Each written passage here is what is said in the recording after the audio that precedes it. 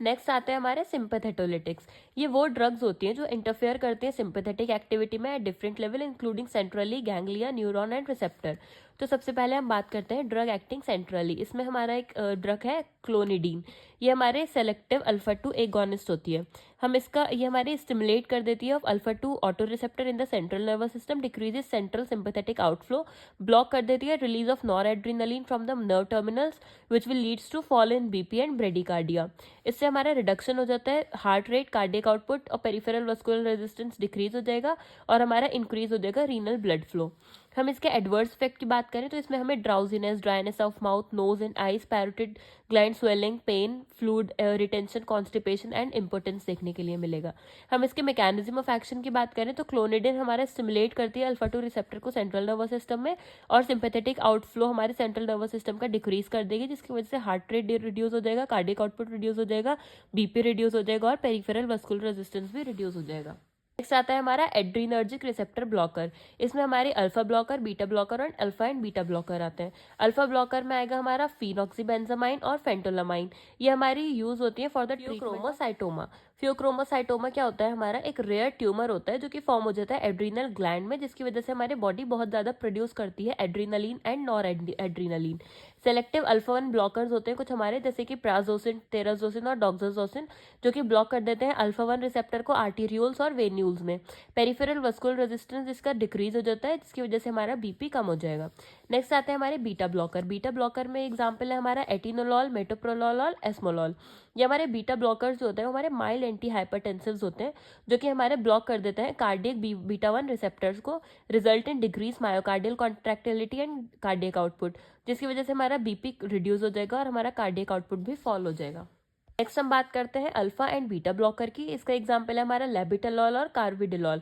ये हमारे ब्लॉक कर देते हैं अल्फा 1 एंड बीटा रिसेप्टर को। ये हमारे यूज होते हैं intravenously in the treatment of hypertension in pheochromocytoma और हाइपरटेंसिव इमरजेंसीज में।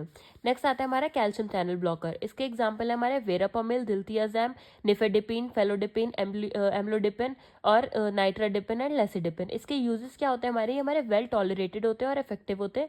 पर्टिकुलरली ये इफेक्ट करते हैं हमारे एल्डरली पेशेंट्स को, और ये हम मोनोथेरेपी में भी यूज कर सकते हैं और मॉडरेट टू सीवियर हाइपरटेंशन में यूज कर सकते हैं along with other anti hypertensive. इनका हमारा ग्रोइंग कंसर्न्स है कैल्शियम चैनल ब्लॉकर का, क्योंकि ये हमारी शॉर्ट एक्टिंग होती है और एसोसिएटेड होती है with increase mortality and risk of sudden death. Next हम बात करते हैं वेसोडायलेटर्स के। हमारे दो तरह के होते हैं, आर्टीरियोरल एंड वेनस वाले। आर्टीरियोरल में आता है हमारे हाइड्रोलाजीन, मिनॉक्सिडिल और डायजोक्साइड। आर्टीरियोरल और वेनस में आता है हमारे सोडियम नाइट्रोप्रोसाइड। हाइड्रोलाजीन क्या होते हैं हमारे, डायरेक्टली एक्ट करते हैं ये हमारे आर्टीरियोल्स पे, आर्टरीज को हमारे डायलेट कर देते हैं। में हमारा होता है fall in BPS associated with tachycardia, rennin release and fluid retention. ये हमारे कोरोनरी, सेरिब्रल और रीनल ब्लड फ्लो हमारा इंक्रीज हो जाता है इनसे। ये मेटाबोलाइज होते हैं बाय एसिटाइलेशन इन लिवर और इसके एडवर्स इफेक्ट होते हैं headache, dizziness, flushing, palpitation, nausea, anorexia, hypotension, salt and water retention. इसका मैकेनिज्म ऑफ एक्शन देखें तो हमारे जो वेसोडायलेटर्स होते हैं वो हमारे रिलैक्स कर देते हैं वस्कुलर स्मूथ मसल्स को, जिसकी वजह से हमारा पेरिफेरल वस्कुलर रेजिस्टेंस डिक्रीज हो जाता है, हमारा ब्लड प्रेशर भी रिड्यूस हो जाता है। हमारा इससे सोडियम और वाटर का रिटेंशन इंक्रीज हो जाएगा और हमारा टेकिकार्डिया की वजह से हमारा बीपी लो हो जाएगा हमारा। नेक्स्ट है हमारा, हम बात करते हैं मिनॉक्सिडिल की। मिनॉक्सिडिल हमारा डायरेक्टली एक्टिंग आर्टीरियोरल डायलेटर होता है which is used in hypertension. ये हमारी प्रो ड्रग होती है which is converted to minoxidil sulphate, और ये हमारा ओपन करती है पोटेशियम चैनल को। ये हमारा पोटेशियम इफ्लक्स को इंक्रीज कर देगी, जिसकी वजह से हमारा हाइपर पोलराइजेशन हो जाएगा और स्मूथ मसल्स हमारी रिलैक्स हो जाएंगी। ये हमारा कॉज करती है सोडियम और वाटर रिटेंशन को, जिसकी वजह से हमें एडीमा हो सकता है और ये हमें पैल्पिटेशंस, एंजाइनल एपिसोड्स, हेडेक और स्वेटिंग भी हो सकता है इसकी वजह से। इसके हमारे यूजेस क्या होते हैं मिनॉक्सिडिल के, हमारे हाइपरटेंशन में यूज होती है और बाल्डनेस में भी यूज होती है मिनॉक्सिडिल, क्योंकि स्टिमुलेट करती है हेयर ग्रोथ को। नेक्स्ट है हमारा डायजॉक्साइड। डायजॉक्साइड जो होती है वो हमारी थायाजाइड डायूरेटिक से रिलेटेड होती है और ये हमारी पोटेंट आर्टीरियोरल डायलेटर होती है। इसका मैकेनिज्म ऑफ एक्शन सेम होता है लाइक मिनॉक्सिडिल, और इसके एडवर्स इफेक्ट क्या होते हैं, ये हमारे कॉज कर सकती है हाइपरग्लाइसीमिया, क्योंकि ये इनहिबिट कर देती है इंसुलिन सिक्रीशन फ्रॉम पैनक्रियास।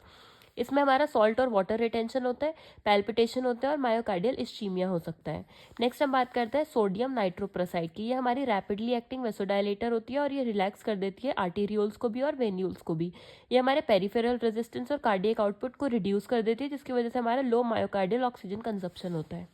इसका हम मैकेनिज्म ऑफ एक्शन देखें तो सोडियम नाइट्रोप्रोसाइड हमारी नाइट्रिक ऑक्साइड में कन्वर्ट होती है, गुआनिलिल साइक्लेस में कन्वर्ट होती है, जिसकी वजह से हमारा जीटीपी कन्वर्ट हो जाता है साइक्लिक जीएमपी में। उसका हमारा वेसोडाइलेशन हो जाएगा और बीपी रिड्यूस हो जाएगा।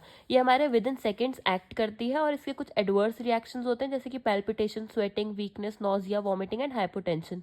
इसके यूजेस कब कब होते हैं? ये हम हाइपरटेंसिव इमरजेंसीज में और मायोकार्डियल इन्फेक्शन में यूज करते हैं।